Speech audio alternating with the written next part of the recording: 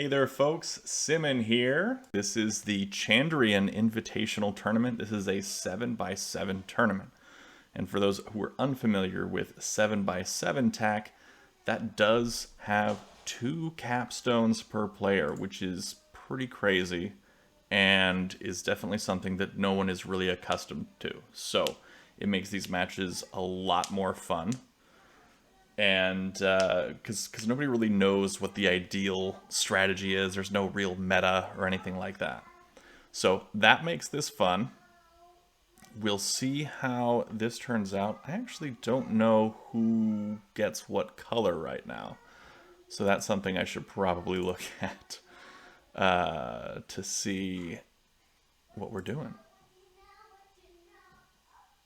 And let's find out. I should have probably had this information pulled up already, but you know, being unprepared, that's what we want for a live stream, right? Being unprepared. Okay. Where are you? Chandrian Invitational. And this is the last match of the whole Chandrian Invitational. It has taken quite a bit of time for us to schedule this one together to find the right one. I am playing as white, it turns out. Okay. Alrighty. But yeah, this will finish the tournament. And this is a time control of 15 minutes with a 20-second increment. So there's that. Which I feel is very short for this type of game. For a 7x7, like that's a very short time period.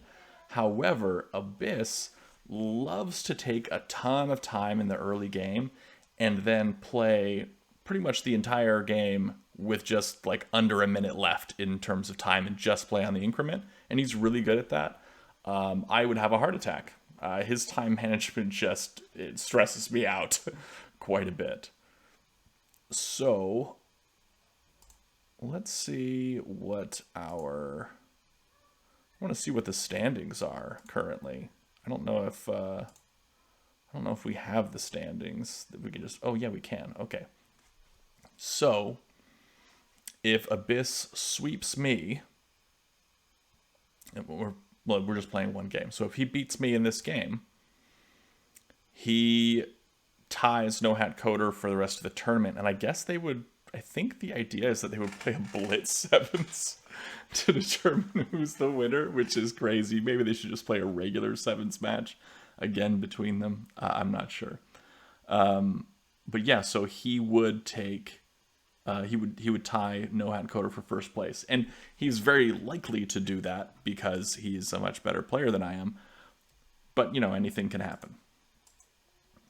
Anything can happen. It's easy to miss tack threats. All right, he said he would hop on in just a moment, so we shall see. Oh, he set it up. Excellent. All right, so here we are. We're ready to go. Ready to start this off. Let's go for a corner play. Now, as white, I am going to want to take that center square. We're not going to go any edge crawls like we would in 5x5. I'm not going to play around like in 6x6 because there is an actual center square in 7x7, just like 5x5. And so in sixes, we tend to play for that center control, but since there's a 2x2 around it, it plays a little bit differently. But this, we actually have a center square, and so it's nice to take control of that early on. So I'm going to keep building, and I'm going to build along this way and just sort of continue this threat. He's probably going to deviate much quicker than I would, and build more for positioning in late game. But I'm not very good at that. Like, I should probably take a little bit more time. He's likely going to play something here, maybe even a capstone here to really mess me up. And so we'll see how that turns out. but I really just want to get my pieces on the board, and I want to give myself a little more time. I want to play quickly so I get a little more buffer, because I know that Abyss likes to take a lot of time on some of his earlier turns, and then at the end he will play very, very quickly, but very strong at the same time.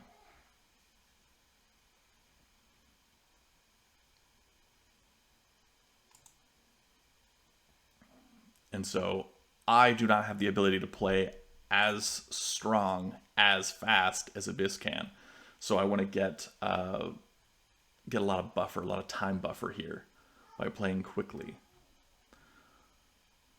Now he's letting me just build across here, which means he's got some sort of plan about what to do.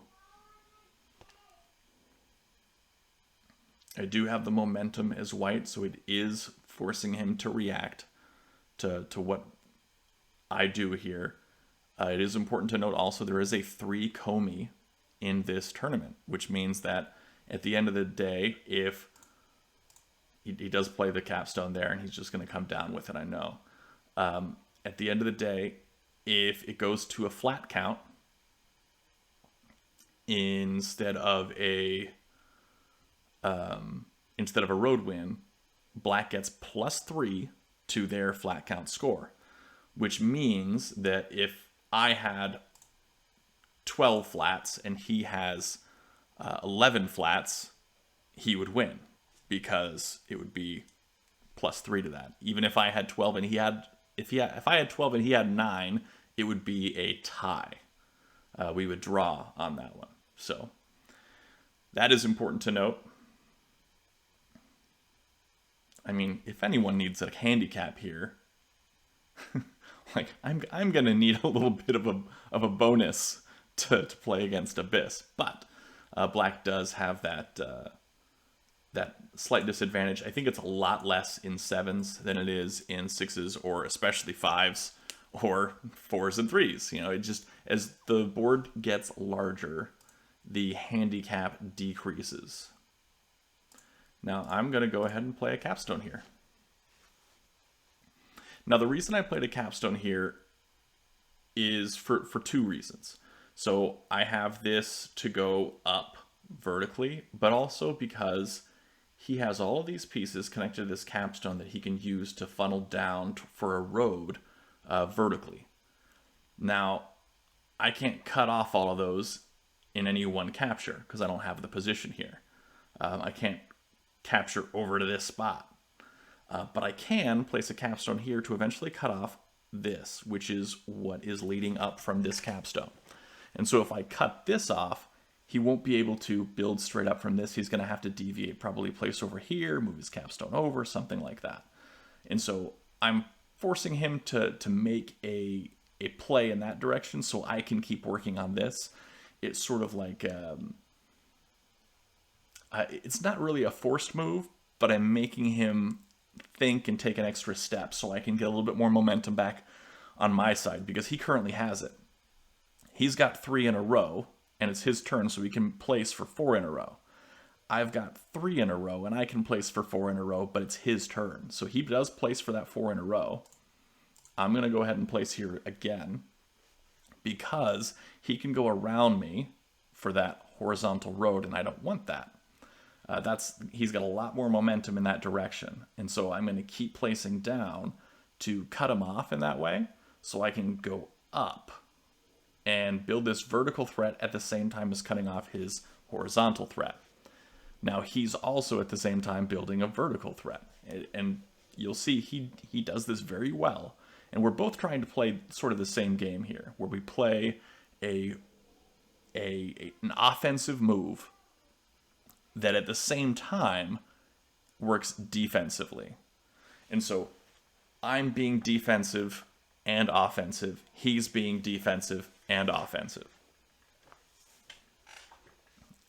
So that is the way to do it.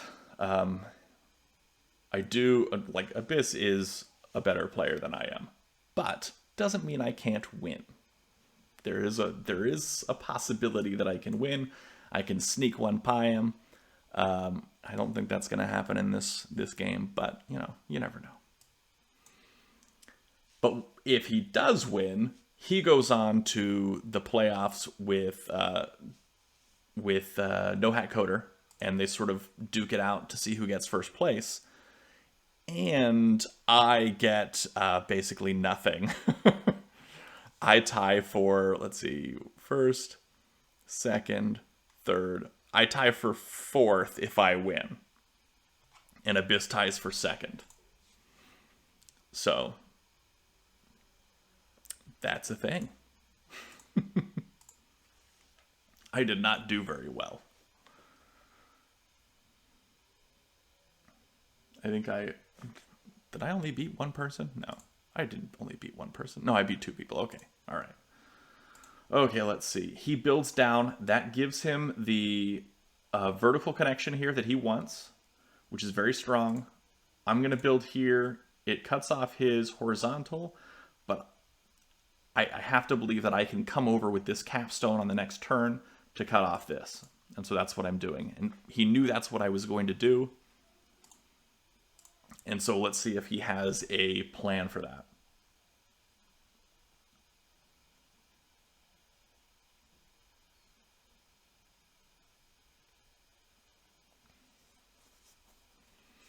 Now, this capstone coming over has two plays. So this is defensive, very much defensive, because I cut off this vertical threat. But also, it's a spot here where I can start making a connection horizontally. And so I can connect horizontally here. Sure, I did give up one piece from my vertical road, but this horizontal connection is pretty nice. And I can start that by placing here.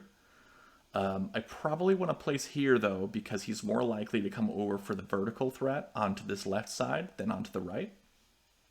Actually, no, I scratched that. He'll probably come to the right because that'll give him center control with a capstone, and he'll be able to make a vertical threat in the middle. Yeah, and so he places a capstone right there, which is a great play.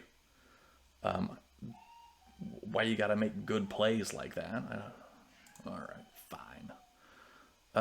And so I'm gonna take a little bit of time here to think. I've got 18 minutes on the clock. He's got 11 and a half, so I need this buffer time. So this is a pretty important part of the game. He's got these two capstones that are blocking me in and also creating this threat. So he's going to place here on the next turn, or maybe even capture over. If he does one of those moves, then I will be in a position where I have to face off against this tack threat. In doing so, I'll have to come over here with a capture, and things won't go super well in that regard. But if I place here to continue my threat, and then he places here, then I place there. Okay, so I would have the momentum in this case. So I'm actually going to place here. So I'm placing here, which means that if he wants to stop my threat, he's going to have to either throw this capstone over or make a capture with one of these flats. Now, if he makes a capture with one of these flats, that cuts into his vertical road. So I'm forcing that a little bit. I'm waiting for a capture from one of these flats maybe, and that might be a good place to drop my second capstone. I like this spot here. If I can somehow work into this position, I like that, and I want to do that. If I drop down, for example, with this flat capture here, then he recaptures with this. I can recapture here, drop a capstone right here. So there are a few options that I have to sort of make this work in my favor. But overall, I like Black's position quite a bit. He does have both capstones on the board, but I do have some momentum now that I regained by making that capture. Ooh, and he comes out swinging with the wall. He's dropping a wall on me. Okay, so he's playing pretty defensive here. And he is of a mind, since we do talk in the Discord quite a bit about strategy and whatnot, he does talk about how, as Black, it's pretty necessary to drop at least one wall in order to catch up with the momentum of White. I don't know if that is as accurate in 7s. It might be, but I don't think it probably is. You probably do need at least a wall to be competitive as black, but I don't think the walls count as much against you in 7s as they would in a smaller size. I think that the walls can be used. The walls can be used much more offensively without as many penalties in 7s. So I like that aspect of it. So I'm playing around here. This, after he placed here, not a lot I could do, but I do have a connection horizontally now. And if I want, I can try to finagle something. Going to be very difficult with these two capstones in their current positions. Like, nothing I can do. I can't smash capstones. I am looking for a place to place my next capstone, though. And so I see him drop in a flat there to cut me off. That's fine.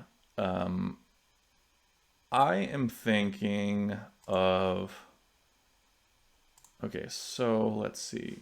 He doesn't have horizontal there. He doesn't have a vertical there. I'm going to drop a flat here.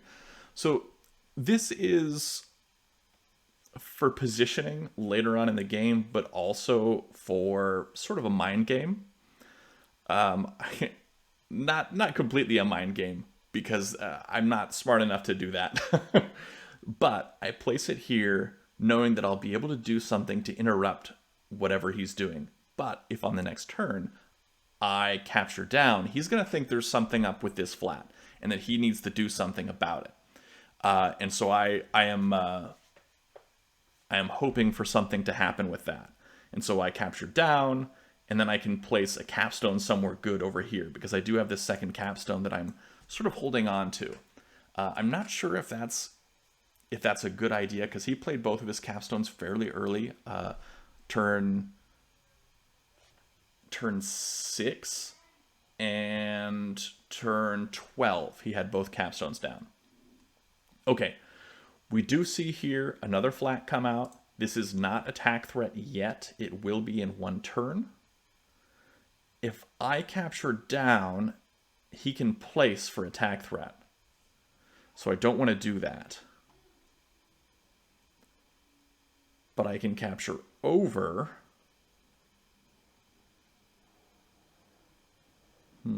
If I capture over, that might work. Still thinking about that. Capturing over, capturing up, capturing over here. There are a few different things I could do. I'm going to capture over. Now, I don't like capturing very much. I think that in most cases, placing is a much better play. But in this case, I'm going to make that capture. I'm going to hope that he will make a capture eventually, and I can drop a capstone down. He'll probably just place here at C2, fill in, and then come back over with it. But yeah, not sure what the best play is if he does place here at C2, which is what I'm expecting he's going to do. I can see him placing at C2. If he places at C2, I could place a capstone here. And when he captures over, I can capture over.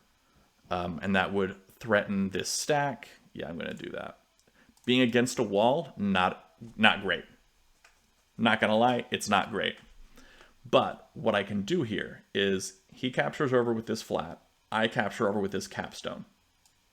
Then, not only am I threatening his stack that he's got, I'm also working on a horizontal threat. Yeah, I think that works.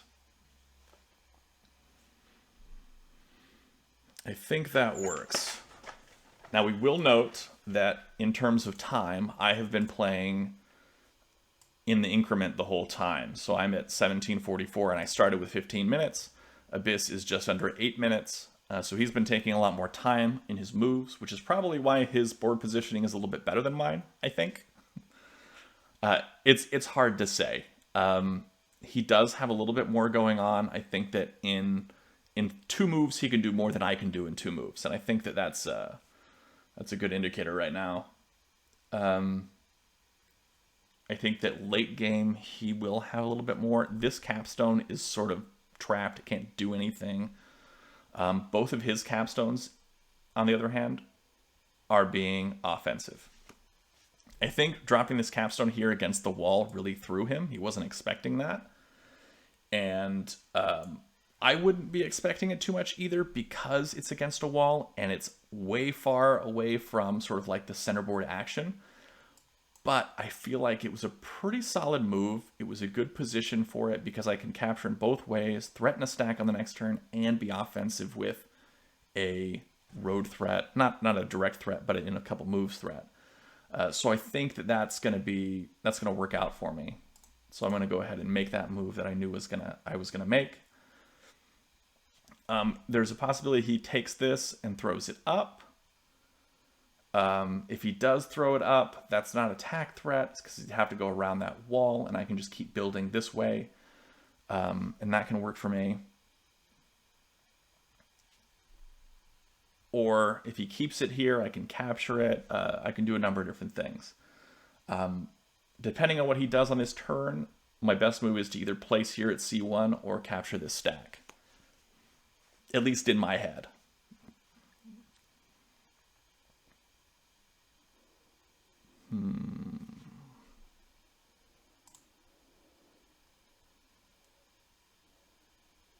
All right, so we are seeing Abyss taking a little bit more time. He's at 6 minutes again. I don't think I need to worry about time for Abyss because, like I said, he's very good at playing in that sub 1 minute time, just playing on that increment for that 20-second increment the whole time. He's very, very good at that. And so I don't think that I'll have an opportunity to win on time here, which is good because it's a whole lot more satisfying to win on like a Tinue or a road threat. So he does throw up that stack, which is what I was expecting him to do. It doesn't make a road threat because he gave up this connection with me moving over the capstone. So he's got this horizontal threat going on now, but this wall is in the way. Now, if I place here at C1, he can bring this wall down and at the same time make a horizontal threat and cut off my horizontal threat. So that's something to be aware of. And I'll just respond probably with a wall there. So I'm going to go ahead and place it. I'm going to make my attack threat.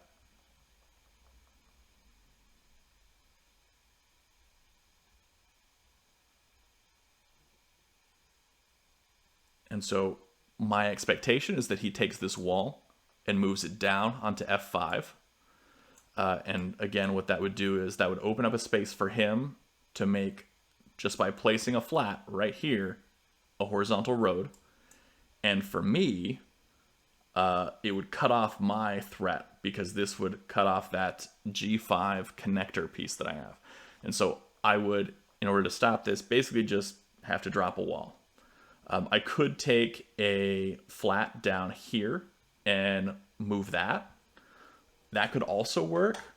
I don't think that would work in the long run because he'd win a capture war on that and then he could use it to throw down here and a lot of different things could happen and I don't like that as much. So I am going to replace that wall with my own.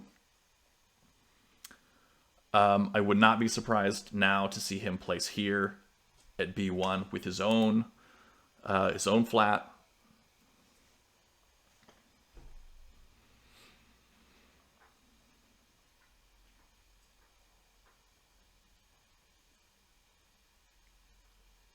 Now, I did think about throwing up to D3 here with the capstone, and then threatening this stack, but it would leave a black flat behind, and I wouldn't be able to get there in one turn. And so he'd have plenty of time to maneuver. He'd probably move a capstone on top of his own stack, which would be a good move. It would be a strong, powerful spot. Probably with this capstone would move over. Yeah, that's probably how he would do it. And so, yeah, I could do that, but I don't think that it would work out for me in the long run.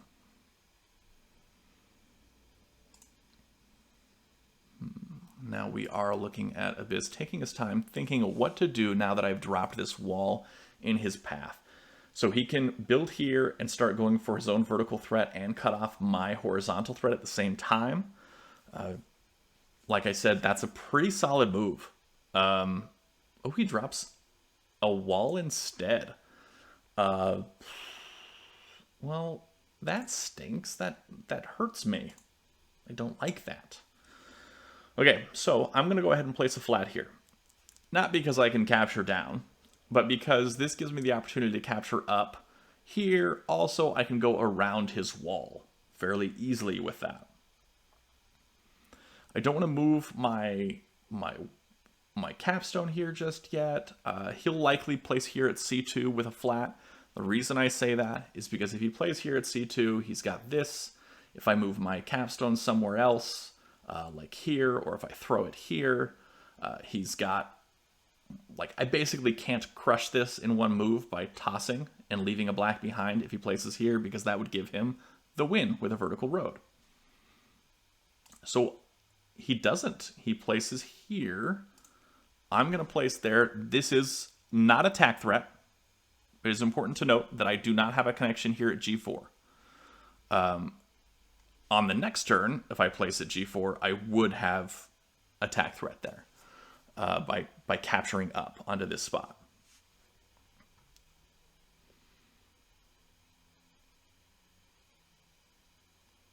I don't have too much of a plan in terms of long term here for what I'm going to do in the long term of this, because I haven't thought quite that far ahead to see how this ends up based on what his likely moves would be. And he has surprised me a couple times so far this game, so I don't think I'm too qualified to say what his likely moves will be. So we shall see how that turns out.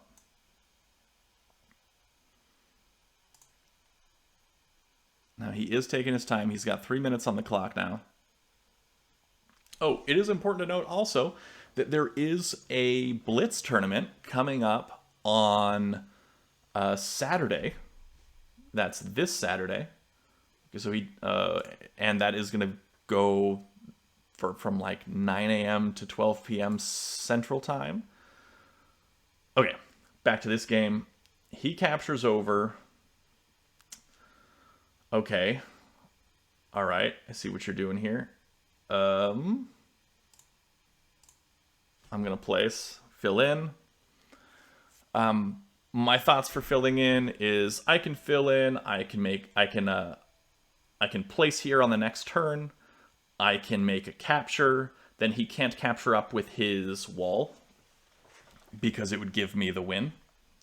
So he'll likely use this double stack to come over and capture over or something like that. So we'll see what goes on soon with that, but he doesn't have too much of a threat right now.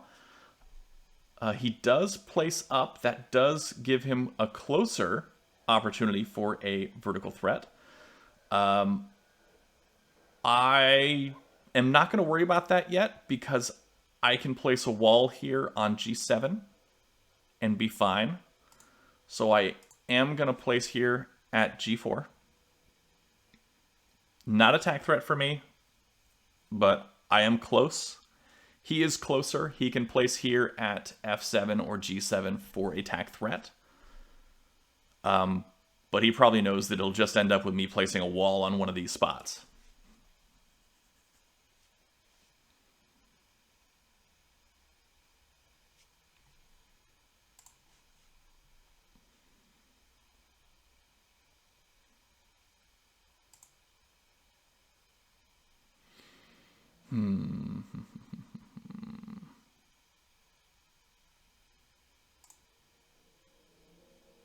Okay. And there that goes.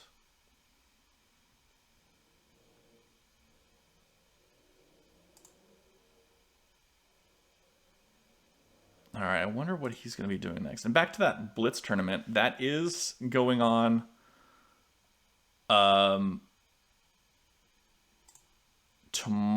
not tomorrow, Saturday, from, again, 9 a.m. to 12 p.m. CST. So convert that to whatever your time zone is. You can register for that. The link is on the subreddit, and I believe it's somewhere in the Discord, and may even be on USTA website, ustac.org. There is a prize for the first and second place. $35 for the first place and $15 for the second place. So fun. You should jump into that if you are wanting to play and you have the time for that. I will either be playing in the tournament or doing some commentary of the tournament. So we do see him place here at G3. It's a good spot for him, actually, because he can cut off my threat pretty easily. I am... What do I want to do here? I'm going to come over and capture. I am capturing. Ooh, I forgot that he's got a double here. If he places here on well, he can't place there now because I have attack threat. But if he places at F3, that is attack threat that would be very easy for me to miss. And yeah, I probably would have. Aha! He throws over, interrupts my attack threat, makes his own attack threat. Overall, really solid play. So, what am I going to do about it? That is a great question, me. I mean, I can always throw a wall here. I can throw my capstone up. I can make a capture here. I can capture down.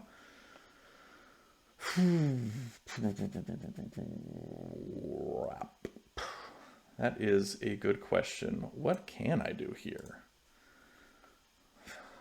And I've got a little bit of time to think about it because I am at 17 and a half minutes and he's down to about 2. So got a little bit of time. So he did, okay, so if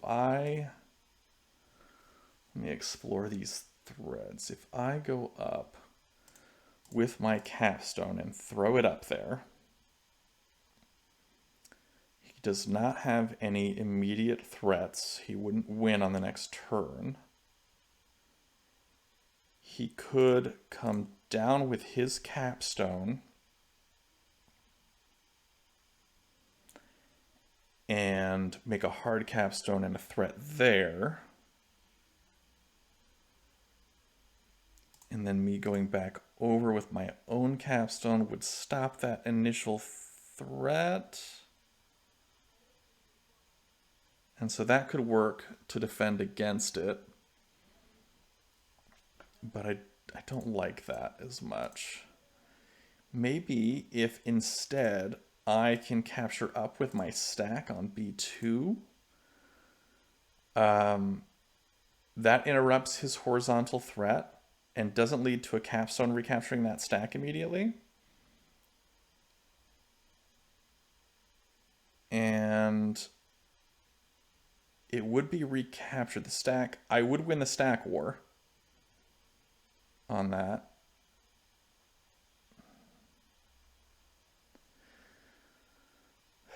And I could throw a wall at D3 also, but I don't like that one as much.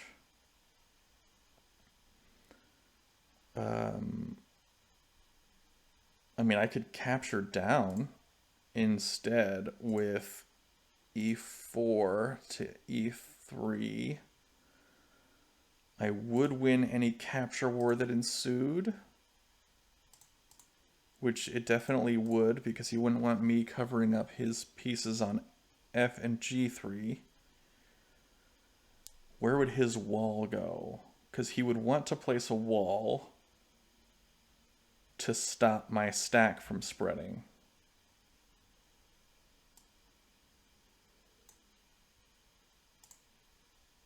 Because I'm pretty sure that's how that would work out. Yeah, so I'm going to do that. I like that move. I think that that will work out for me better in the long run. I assume he's going to capture over, then I'll capture up, and then we will. He will place a wall somewhere. Here, here, here, here. He's got 4 options to place it to surround my stack, and then I'll probably throw in the opposite direction. Haven't thought too far ahead on it.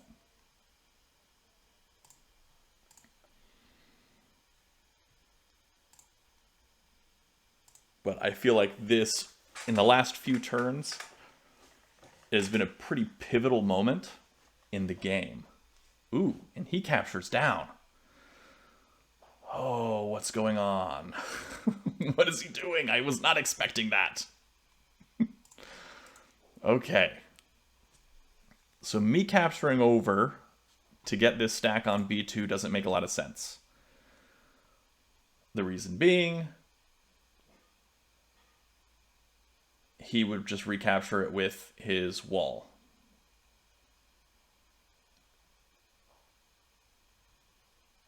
But what is the worst that could happen here? Now that this stack has a double, he could come over, capture. He can make a threat on the next turn by coming over here with both flats and capturing here.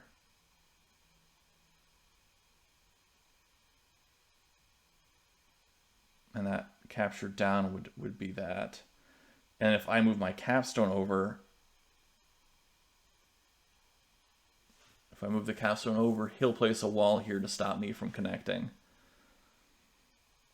I do think, though, that's my best option. So it's not attack threat. He doesn't have attack threat. None of us have attack threats at the moment.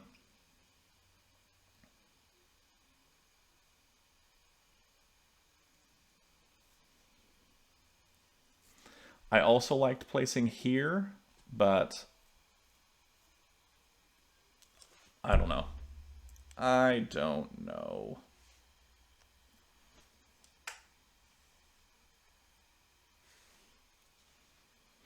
Ooh, he comes over with the capstone. Great move from him.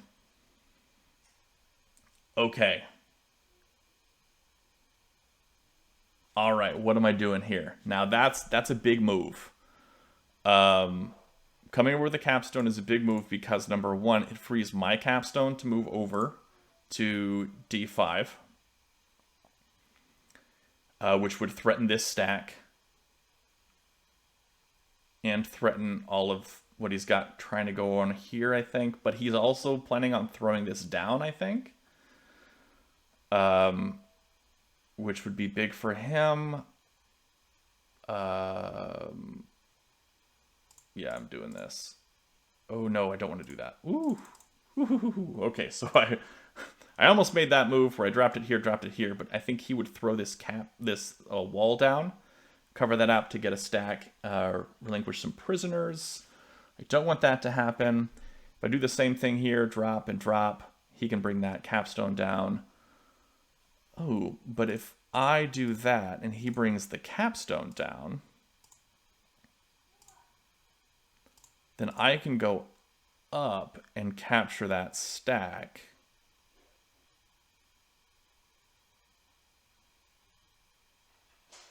And then he would have to move his capstone up or down and threaten it.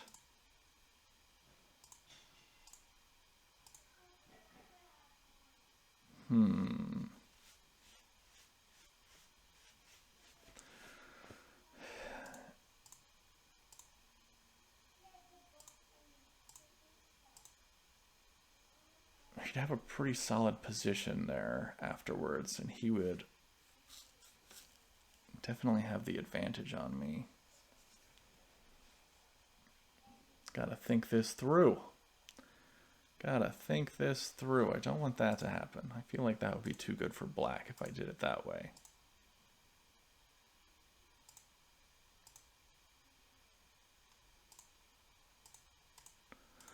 If I did it another way, that could work out for me. Maybe?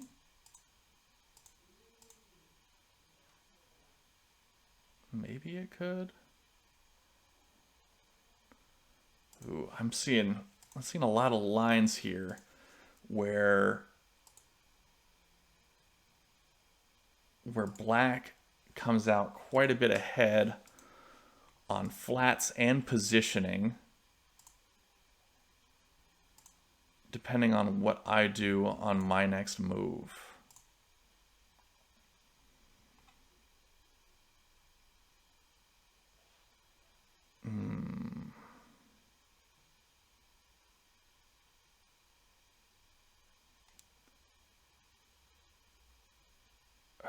What do I want to do?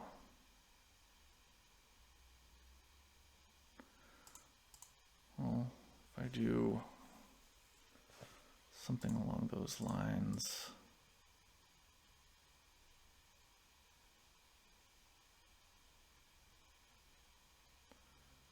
I am not sure what to do here.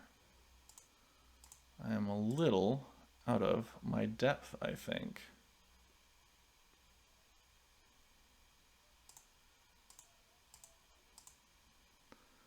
Just a touch.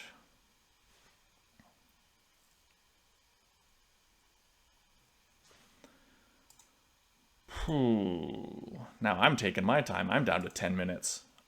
All right, I'm doing it. I'm making that move. Let's see how this comes out. I imagine this capstone's going to come down for that, just as I expected. I'm going to move over here. He will likely move the capstone over or move his capstone over and place it. Just do something to mess with me here.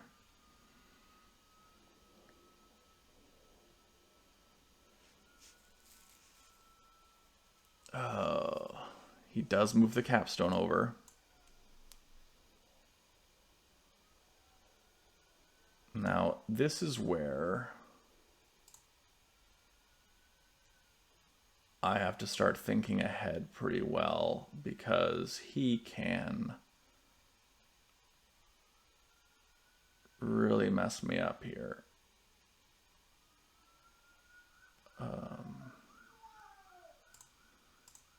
Drop, drop, drop?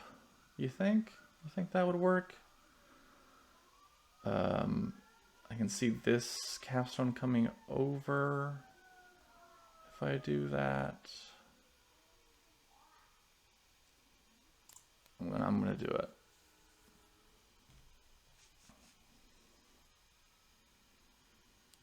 All right.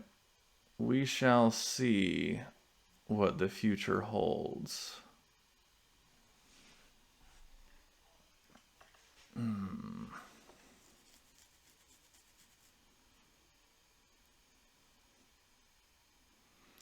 Right about the time when I get down to 10 minutes in overall time is when I start to panic as if I'm running out of time.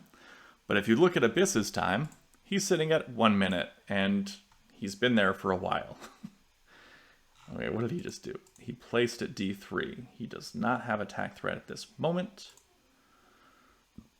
I'm not anywhere close to one.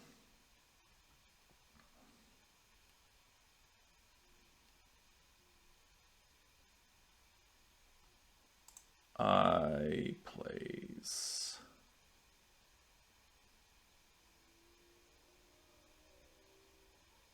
here or here. One of these two. I like both of these. I'm gonna go here. Now, I feel like I was in a pretty good spot for a lot of the game. And then it switched pretty abruptly. And now Abyss is pretty in control. And I am sort of floundering to keep myself from drowning here.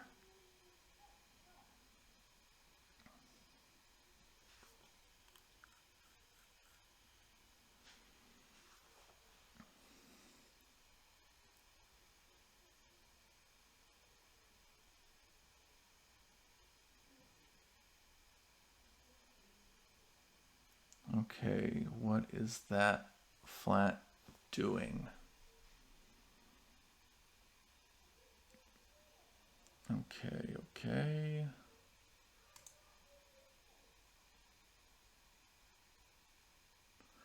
Do I want to go vertical or do I want to go horizontal?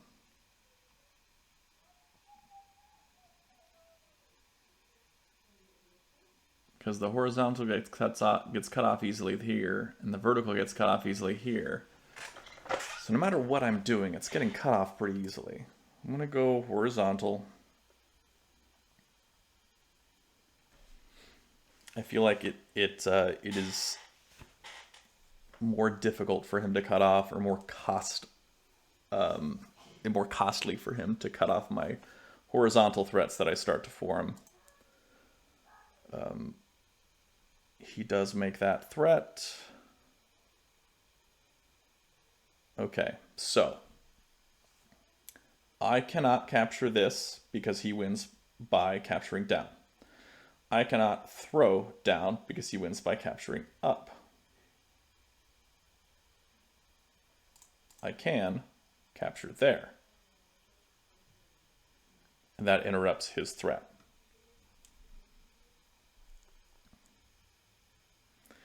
And on the next turn, I probably want to capture this, if I can.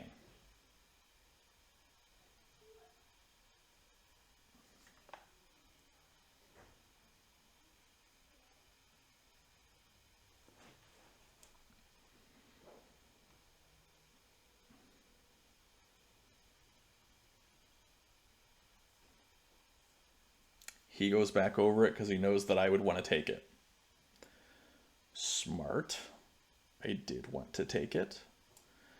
Now, what can he do here? So, he has the opportunity to go across, but he has no tag threat there. He can go down, but he's got no tag threat there. If I placed it G1, what would his move be? Because I don't have a tag threat by placing it G1, so he would have time to mess with me there. But he also can't make a tag threat. I'm gonna do it. I have little time. He has a little time. He's down to 30 seconds. My goodness. I don't know how he plays like this. It seriously blows me away. I'm already sweating. I can't imagine what it's like to play on increment. He's down to 20 seconds. My goodness. Like, I know that a lot of other people get stressed out watching Abyss play. I am definitely one of those people that get stressed out watching Abyss play. That is a thing that happens. He's my goodness. Dude, you are nuts. You are insane. And he'll probably, with these 10 seconds per turn or 20 seconds per turn, he'll probably pull out some crazy Tinue against me. And I'll just be like, all right, I had 10 minutes to think about this and I still missed it. All right, so if I capture down, he will drop a wall here. I will place.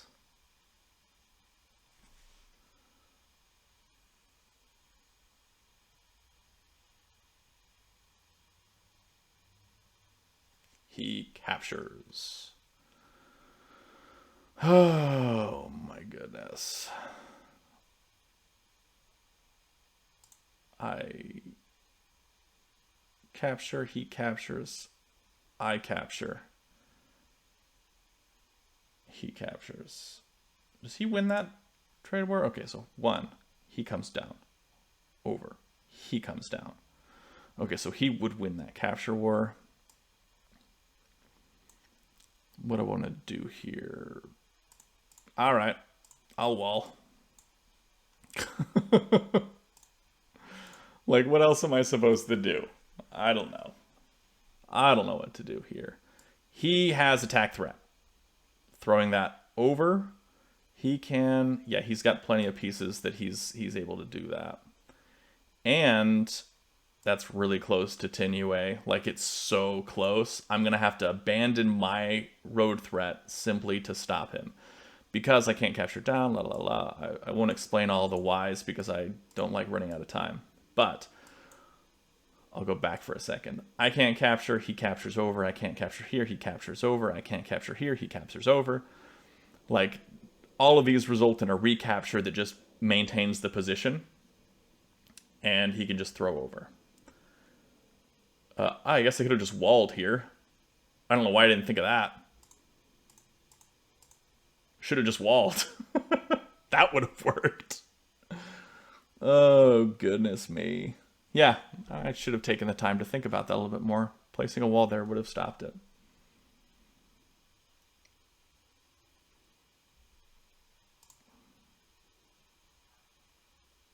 Okay, okay.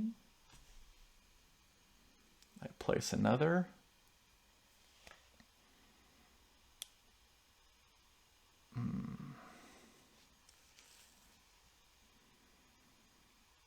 Goodness.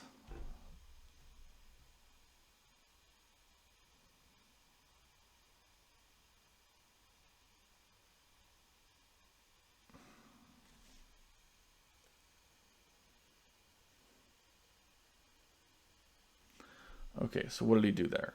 He placed up top. He can go for a horizontal threat that direction. He's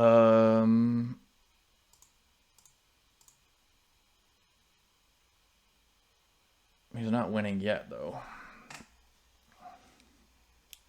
And this is attack threat for me, throwing across the capstone. He goes there, which cuts me off and makes a vertical threat. Man, he's good at this. How can he play so well with 20 seconds at a time?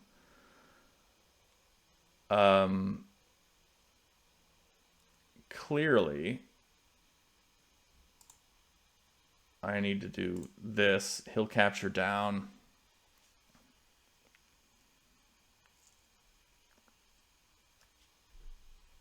I will place.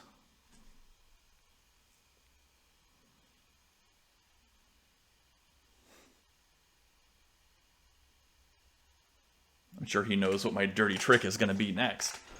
But he's got 30 seconds. Man.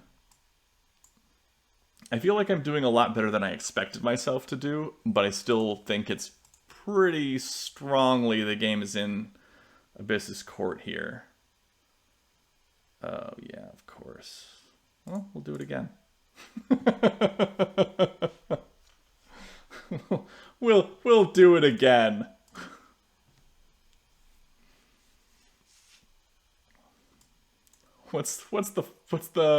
I'm just giving him extra time, I guess, at this point. What is the flat score? Okay.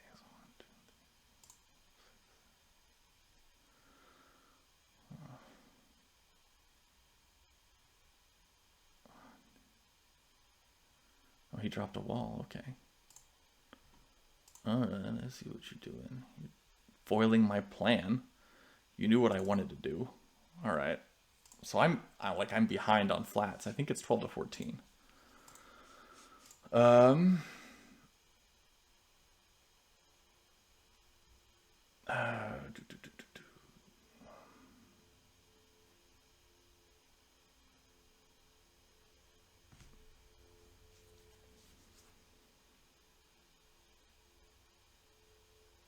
I can't drop that down. What about...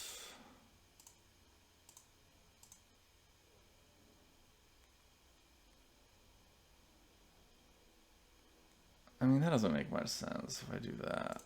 I'm trying to think, maybe if I throw my capstone over, maybe throwing my capstone over would be a good idea, and smashing the wall, but like, that's not a good play for a lot of reasons. It just leads to me losing, I'm pretty sure. in a lot of ways.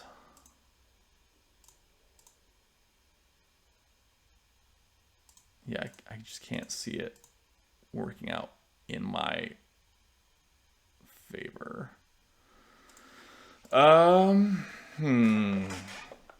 What do I want to do? What do I want to do? He's back up to a minute. But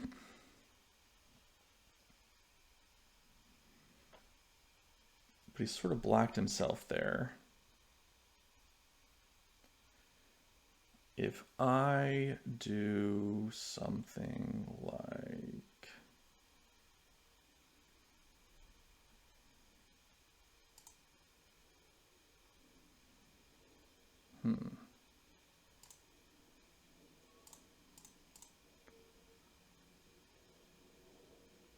I'm just going to place... I don't know. I've kind of lost this game, and I don't really know what I'm doing at this point. I'm sorry, people who are coming here to maybe learn a little bit about TAC. At this point, I'm kind of out of ideas. Don't really know what the best defense is here.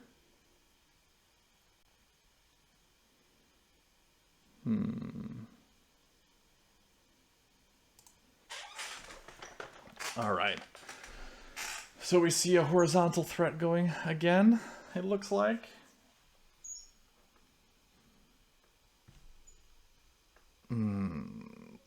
What are you planning?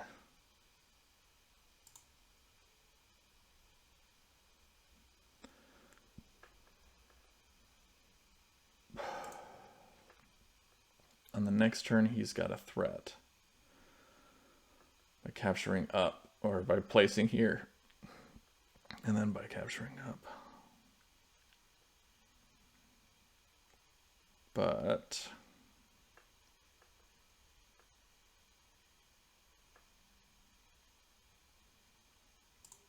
screw it, I'm just going to do that for now. We'll see what the next idea is for me. Well, he doesn't have a attack threat yet. Yeah, he does have a attack threat on the next turn. This turn he does. Okay. So my thought with this wall move here is that it will give me more positive flat moves. To get me a little bit more back in the game in terms of flats, even though I'm pretty far behind because he's up on flats and he gets 3 komi in this game, so that's not happening. Wait, what did he just do? He placed at D3. Okay, what does that do? That creates a horizontal thread again. I cut that off by doing this.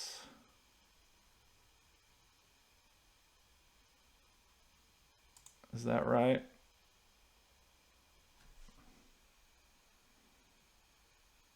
I think that's right.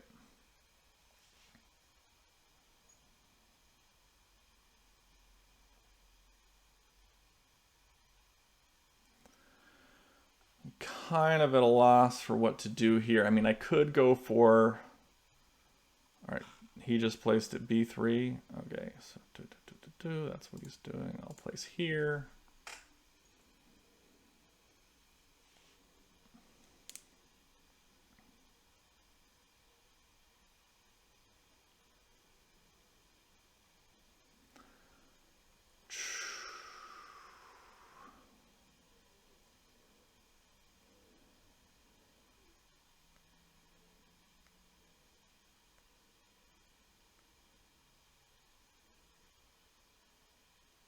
Okay, all right.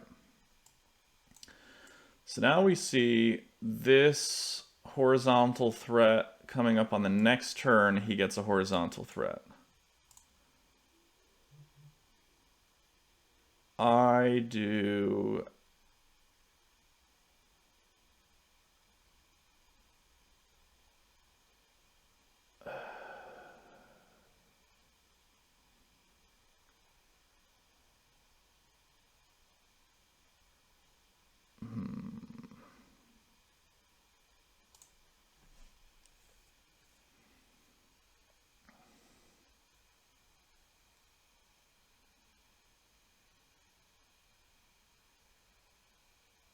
I didn't want to do that move.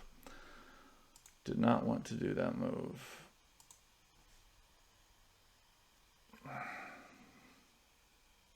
Oh, I just opened this up to be threatened again. If he places here, that is bad news for me. Very bad news for me.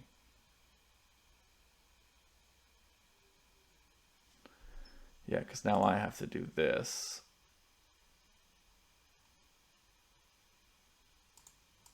Basically. Okay. Because he could throw this wall, this capstone up and smash the wall for the threat, so I couldn't move this down, move this over, or anything like that. It would have been bad news. Bad news. And so if I capture up again on this turn, he just places here and fills that in again. So my move is to capture over yet again. Then when he places here, I capture up. And that sort of interrupts that chain. Just got to do it twice in order to get it to work. And now I am moving the momentum back. And so now he has to play... Oh no, he does the same thing. Okay, fine, whatever. He places here, and then he's got another attack threat. Man, I am just not with it today. I'll place another wall. Push me further back in flats.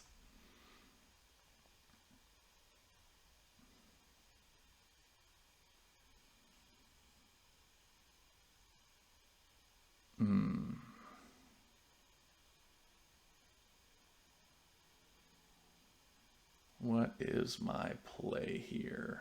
Okay, so he places there. He's probably going to throw his capstone up at some point. What do I do? What do I do?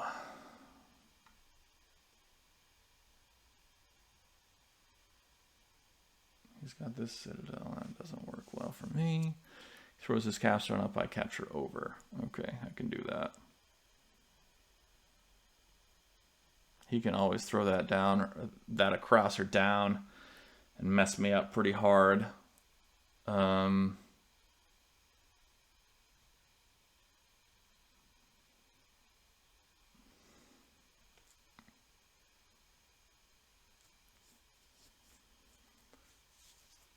Oh, goodness me, goodness me.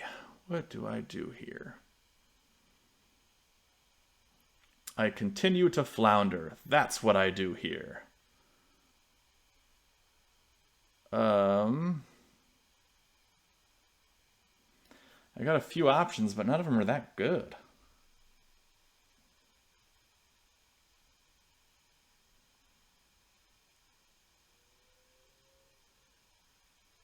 I'll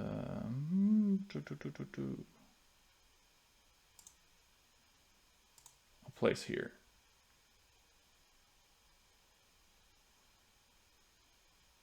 Okay.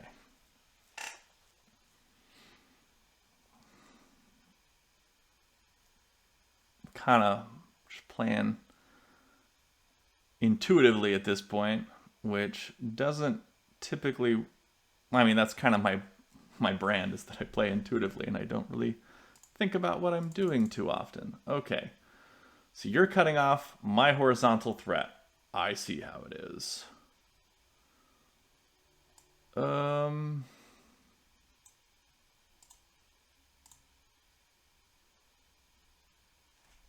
I'll fill in. We're both pretty low on flats here. It's going to go to flats if neither of us makes a road move soon.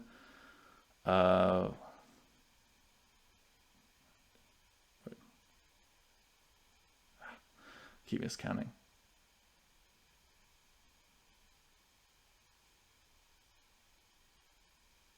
$18 for him.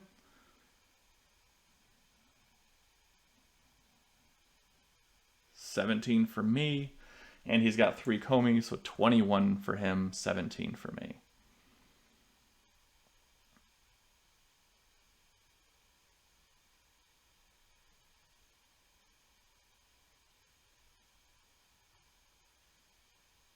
Okay, is that attack threat? No.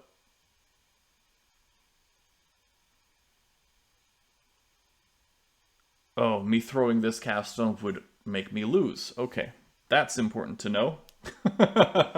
Because I just saw that. Throwing this capstone over to e5 to make the connection here-ish would make me lose because he would throw the capstone up and smash this for the road.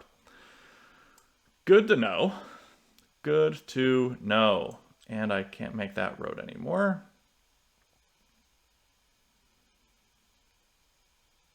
I'll just come down anyway. I'll just keep doing it. I'll keep doing it. Keep pushing for it. He'll push for a road or for a flat win probably, and I think he can get a flat win before I can. I'm pretty sure that is the case. By pretty sure, I mean I'm basically certain.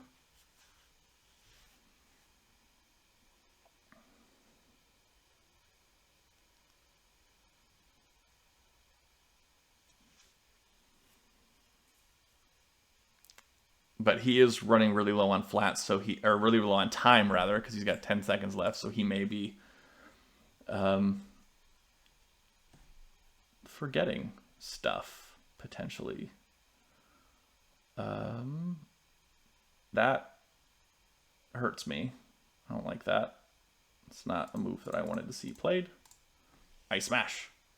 And I make a attack threat by throwing this capstone to this spot here. I must be bold.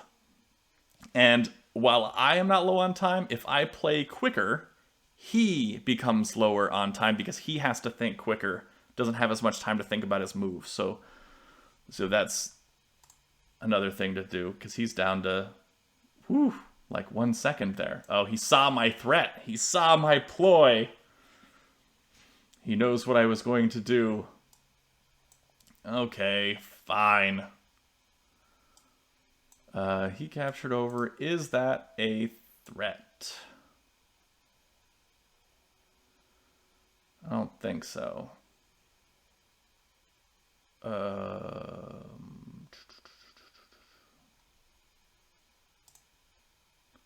I can't win on a flat count anywhere here.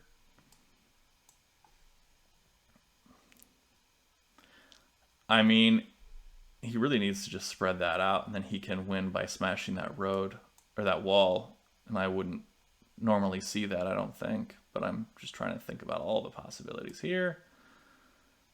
And I got nothing. I got straight up nothing, man.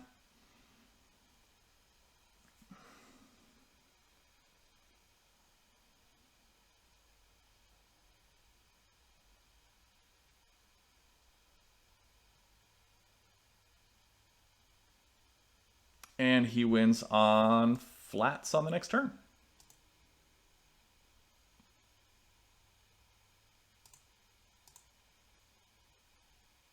Oh, wait, no. No. He wins with the road on the next turn by connecting here. Fine. And I can't. All right, whatever, man.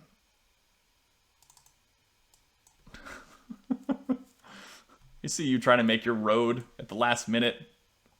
You know you can just place a flat and win, but you're trying to make your road, make your point. I know you're better than me. Whatever, Abyss.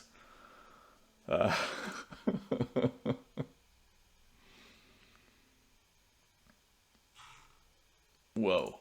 Yeah, he makes the throw.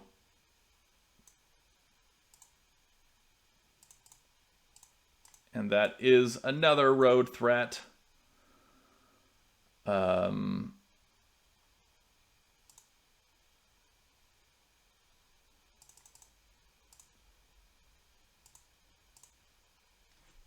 Yeah. All your threats. All of your threats. Good game, Abyss. That was a fun one. That was pretty solid. You definitely played very well.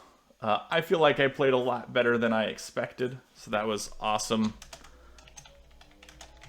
He messaged me. You can't see it on the screen, but he said, "Good GG."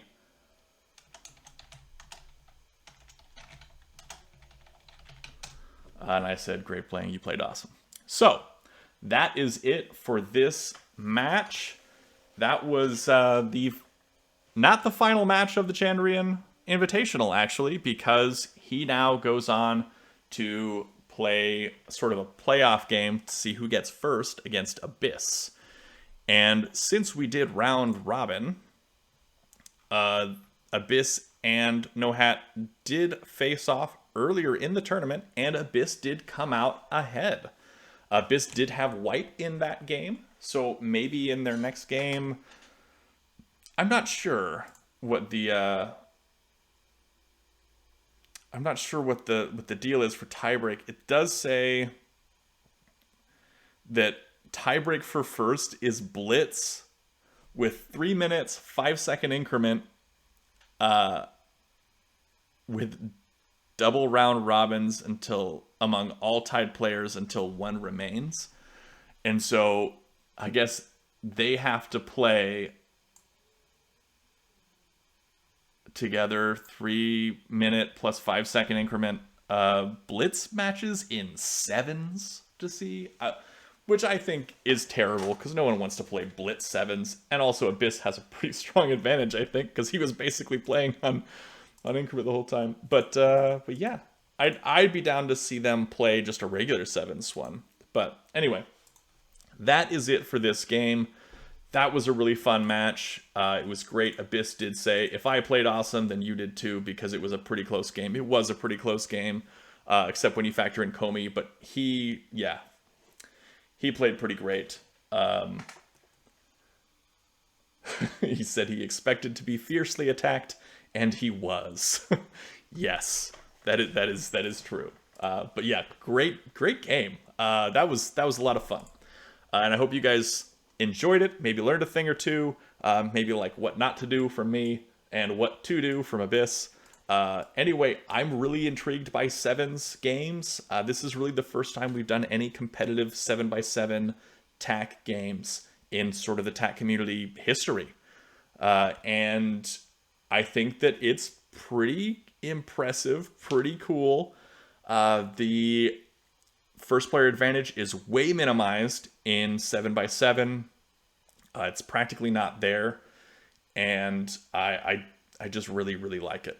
And I think that we'll be seeing a little bit more sevens in the future.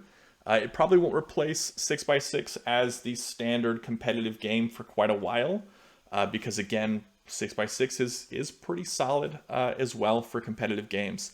But sevens does have quite a bit of potential. And I think we'll see quite a bit of more sevens play once this tournament wraps up. So be sure to check out the Discord server, the subreddit, all of those links that are in either the description of this video or in my profile on YouTube or in Instagram or Twitter, all of those places where you can find my information. But again, the Discord is the community hub. That is where most of, if not all, the TAC discussion goes on. It's where we talk about additions and upgrades we make to playtac.com and that sort of thing. Also, we have a new Discord bot where you can play asynchronous games with people through the bot, and it's really awesome. You can even input komi and stuff like that into those games. Really, really fun. Definitely come check it out. And until next time, have a great day and happy tacking.